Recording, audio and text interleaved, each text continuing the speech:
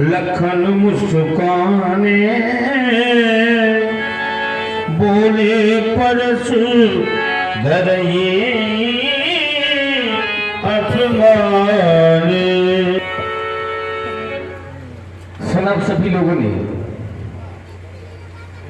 धनुष तोड़ने वाले के विरोध में परशुराम जी महाराज का वक्तव्य तो कह रहे हैं जिन शिव धन तोड़ा तो सहस बाहु समशो रिप मोरा। रिप माने होता है शत्रु, तो कह रहे हैं जिसने धनुष का खंडन किया है वह मेरा शत्रु है।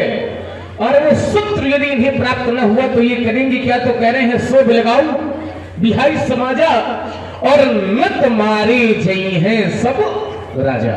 धनुष तोड़ने वाला यदि इन्हें प्राप्त नहीं हुआ तो सभी राजा मारे जाएंगे। मैं विचार यह करने लगा कि परशुराम जी महाराज धनुष के टूटने पर क्रोध और विरोध क्यों कर रहे हैं, तो उत्तर यह प्राप्त हुआ कि परशुराम जी महाराज के गुरु जी का धनुष तोड़ दिया गया है, इसलिए परशुराम जी महाराज क्रोध और विरोध कर रहे हैं। क्योंकि भगवान शंकर परशुराम जी के गुरु जी हैं, तो जैसे महाराज आप अपने गुरु जी की सेवा में खड़े हैं, शंकर जी जैसे आपके गुरु जी हैं, जैसे आप अपने गुरु जी की सेवा में खड़े हैं, जैसे आप अपने गुरु जी के प्रति समर्पित हैं, ठीक वैसे ही धनुष तोड़ने वाले ने भी धनुष गुरु जी की सेवा में ही तोड़ा है। क्योंकि जब तक गुरु जी ने आदेश नहीं दिया है तब तक धनुष तोड़ने वाले ने धनुष का खंडन नहीं किया है। तो आप अपने गुरु जी की सेवा करो तो ठीक, और दूसरा अपने गुरु जी की सेवा करे तो गलत। ये नियम समझ में नहीं आ रहा है। मैंने तो ये जाना है कि माता पार्वती स्वयं कहती है कि गुरु के वचन प्रतीत न जेहि तो शपने सुगम न सुख सिद्ध देहि। जिस व्यक्ति को गुरुवाणी पर विश्वास नहीं होता है उसको स्वप्न में भी सफलता और सिद्धि की प्राप्ति होने वाली नहीं है। और धनुष तोड़ने वाले ने गुरु आदेश का पालन किया है तो मेरी दृष्टि में उसने कोई बुराई का कार्य, कोई अधर्म का कार्य, कोई अनैतिक कार्य, कोई अमर्यादित कार्य नहीं किया है, जिसके कारण आप उसको शत्रु मान रहे हैं। तो आप शत्रु न माने। अच्छा, विचार करने वाली एक बात और ये है, धनुष भगवान शंकर का था। किसका था? शंकर जी का। और जो भगवान का हो जाता है, ध्यान देना, जो भगवान का हो जाता है संसार उसको चाहे कितना सताए लेकिन उस भक्त का कभी बाल बांका होने वाला नहीं है। क्यों? क्योंकि वो भगवान का हो गया है। उदाहरण कई प्राप्त हो जाएंगे, प्रमाण कई प्राप्त हो जाएंगे। एक उदाहरण ले लीजिए, जैसे मार्कंडेय ऋषि, मृकंड ऋषि के पुत्र का नाम था मार्कंडेय। मार्कंडेय के पिता माने मृकंड की कोई संतान नहीं थी। भगवान शंकर की आराधना की, शंकर जी की कृपा से पुत्र प्राप्त हो गया, लेकिन वो पुत्र अल्पायु था, कम समय ही जीवित रहने वाला था। तो मृकंड ऋषि ने महात्माओं से पूछा कि क्या उपाय है, कैसे पुत्र जीवित होए, दीर्घायु होए। तो महात्माओं ने उपाय बताया कि शंकर जी की शरण में यदि चला जाए तो कृपा हो जाएगी।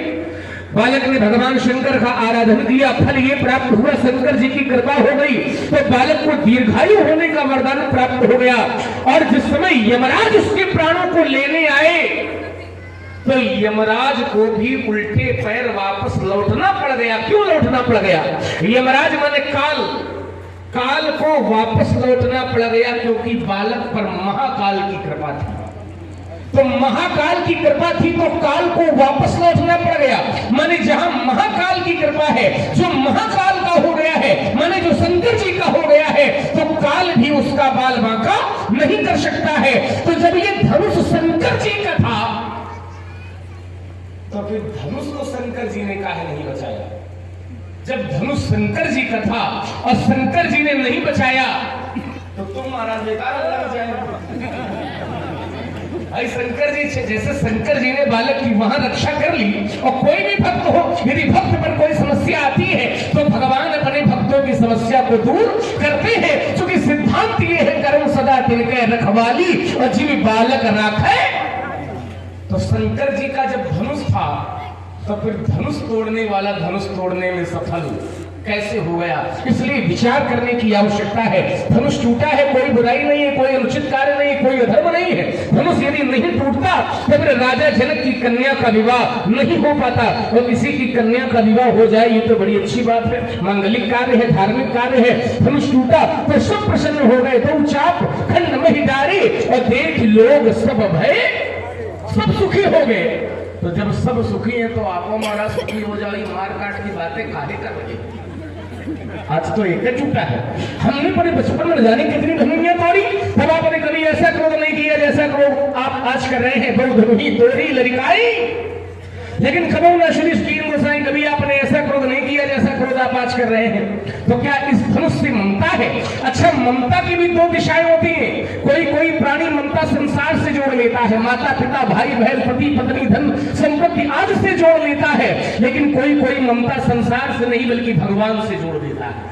जो ममता संसार से जुड़ जाए वो गलत है, वो बुरी है। माता पिता से हम ममता न करें, ममता भगवान से करें। जो ममता संसार से जुड़ जाए वो ममता वासना का रूप होती है, और जो ममता भगवान से जुड़ जाती है वो वासना नहीं बल्कि वो तो उपासना का रूप बन जाती है।